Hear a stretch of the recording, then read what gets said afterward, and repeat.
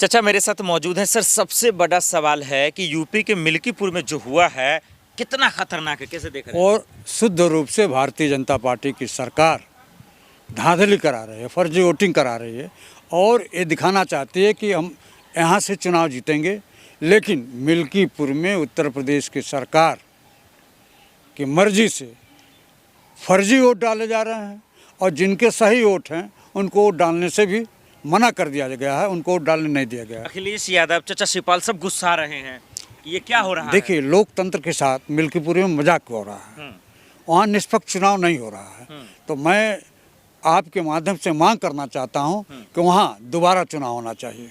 लेकिन दोबारा चुनाव से फिर क्या होगा? हालात तो वही है, बार बार वही बन रहे हैं।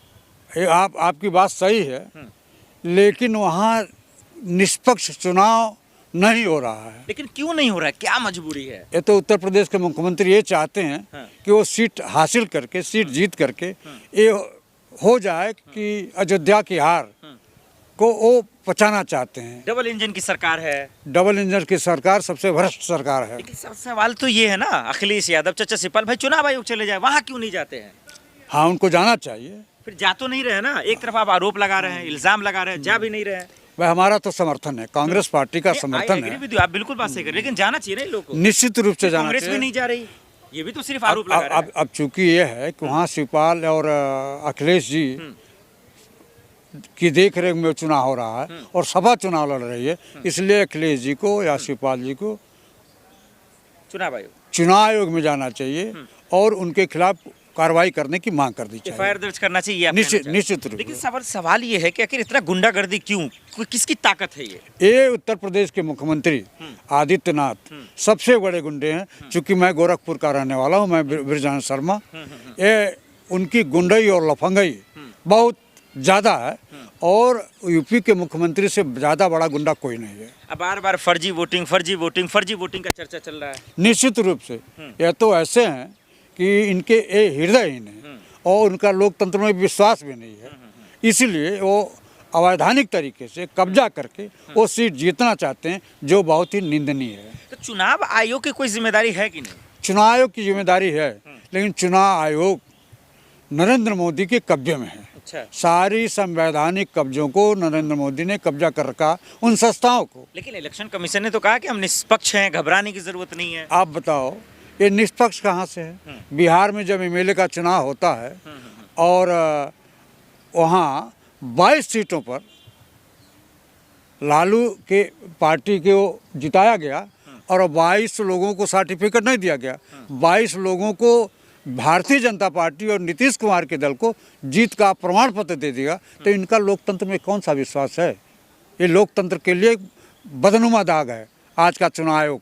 मतलब आप कह रहे हैं कि चुनाव आयोग बेईमानी करा रहा है? एकदम निश्चित रूप से बेईमानी करा रहा है। आप बताओ, 25 लोगों की जीत की घोषणा करने के बाद भी उन 25 को हराया जाता है और सर्टिफिकेट कोई दूसरे को दिया जाता है, तो निश्चित रूप से जो चुनाव आयोग है निष्पक्ष नहीं है। लेकिन वो बेईमानी क्यों कराएंगे? उनको क्या फायदा चुनाव आयोग? इसलिए देखिए, जब आदमी रिटायर होता है, आईएएस हो, पीपीएस हो, आईपीएस हो, तो उनको 5 साल की कुर्सी और चाहिए।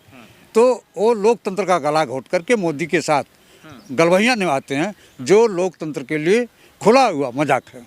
मिल्कीपुर में जो धांधली हुआ, घोटाला हुआ, उस पर किसी बीजेपी के बड़े नेता का या मंत्री का ट्वीट नहीं आया, चाहे मोदी जी, योगी जी? निश्चित रूप से नहीं आएगा, क्योंकि उनके सहयोग में हो रहा है कि अगर मिल्कीपुर में भारतीय जनता पार्टी जीतती है तो जो इनके ऊपर बदनुमा दाग जो कलंकित हुए थे अयोध्या जीत पर, उस पर पानी फेरना चाहते हैं। नहीं, लेकिन एक सवाल ये भी तो है कि आखिर क्यों इतना बार बार कुछ भी कहीं चुनाव होता है, घोटाले का आरोप, धांधली का आरोप लगा देते हैं? निश्चित रूप से, चूंकि ड्यूटी में अब उपचुनाव है तो यूपी की ही पुलिस रहती है जो मुख्यमंत्री के कब्जे में है, जो इसीलिए पुलिस पे भरोसा नहीं है क्या?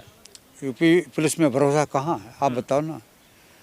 अयोध्या में एक लड़की, दलित लड़की के साथ रेप होता है, जननांग काट लिया जाता है, उसका बुरी तरह से आंखें निकाल ली जाती हैं और पुलिस का काम है जांच पड़ताल करके उनके अपराधियों को गिरफ्तारी करने, लेकिन अभी तक कुछ नहीं हुआ।